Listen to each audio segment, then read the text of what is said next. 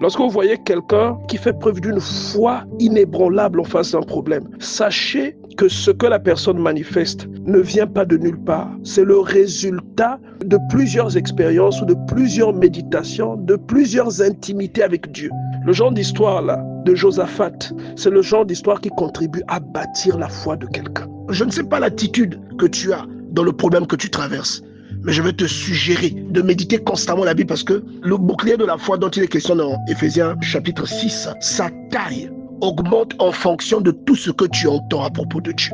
Sa solidité dépend de ce que ton esprit aura découvert à propos du Seigneur. Tous ceux qui seront autour de toi remarqueront un changement.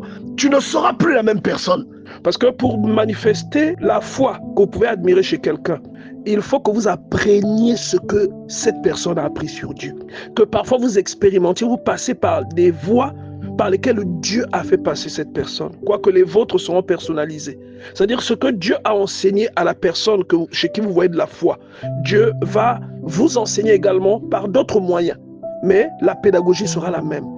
Lorsque vous voyez une personne montrer de la foi, montrer du zèle, montrer de la dévotion pour Dieu, c'est une personne qui a fait un parcours avec Dieu. C'est quelqu'un qui a entendu dire des choses à propos de Dieu. C'est quelqu'un qui a vu des choses, qui a avancé avec Dieu. Ce n'est pas seulement un suiveur, mais c'est un témoin oculaire. Le Seigneur Jésus dit que vous serez mes témoins. La personne là chez qui vous voyez ces signes a vécu des choses avec Dieu. C'est-à-dire Dieu a fait de cette personne un témoin oculaire de sa puissance.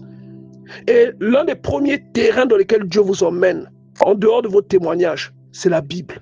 Lorsque vous lisez la Bible, les histoires que vous lisez, vous allez vous identifier à ces histoires. Les promesses que Dieu va faire ou encore les réalisations, par exemple le miracle que Dieu accomplit dans la vie de Josaphat, lorsqu'il le délivre de tous ses oppresseurs, la démonstration de puissance que Dieu manifeste. Je vous assure, quand vous lirez cette histoire, votre foi ne sera plus au même niveau qu'aujourd'hui. Votre foi va changer. Quand vous lirez ce que Dieu a fait pour Ézéchias, c'est-à-dire la parole va produire en vous une foi de sorte que vous n'aurez plus jamais peur d'une situation, même lorsque c'est une situation terrible, même lorsque c'est une situation fatale. Vous allez avoir toujours dans votre cœur la conscience que le dernier mot appartient à l'Éternel. C'est pourquoi je vous en prie, bien-aimés, allez lire des passages tels que Jean chapitre 11. Allez lire des passages tels que Jean chapitre 6, chapitre 7, jusqu'au chapitre 8. Allez lire la Bible. Vous allez comprendre. Quand vous lisez Jean chapitre 6, que vous voyez qu'on parle de la piscine de Bethesda, ce que Jésus-Christ vient faire dans la vie de ce monsieur qui attend la guérison depuis 38 ans et qui est guéri par une parole. Lorsque vous lisez ce genre de choses, votre foi ne sera plus jamais la même. Et c'est comme ça que Dieu bâtit la foi d'un enfant de Dieu. Un enfant de Dieu, ce n'est pas seulement celui qui se convertit, qui reste à la maison, qui reste terré à la maison, qui va à l'église les dimanches. Non, un enfant de Dieu a un parcours avec Dieu. Un enfant de Dieu expérimente ce qu'on appelle des communions personnelles, afin de connaître Dieu, d'avancer avec lui, de le connaître dans son intimité, et des communions fraternelles également, afin de cultiver ce que Dieu a déposé en lui. Est-ce que vous comprenez cela? Donc l'enfant de Dieu, il reçoit le Saint-Esprit, et Dieu le conduit par cette procédure-là, par ce schéma-là. Et vous allez voir que si il était à un point A, lorsque vous allez le rencontrer de nouveau, il ne sera plus au même point. Il sera dorénavant à un point B. Et j'encourage quelqu'un, méditez la parole de Dieu.